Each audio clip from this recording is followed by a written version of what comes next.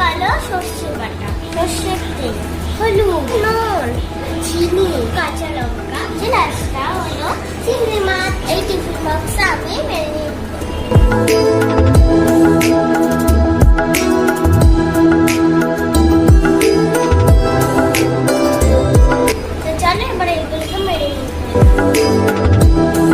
গরম জল বসিয়েছিলাম উনুনে আগুন জ্বালিয়ে। তো জলটা কিন্তু গরম হয়েই গেছে, তো আমি এবার টিফিন বক্সে দিয়ে দেবো।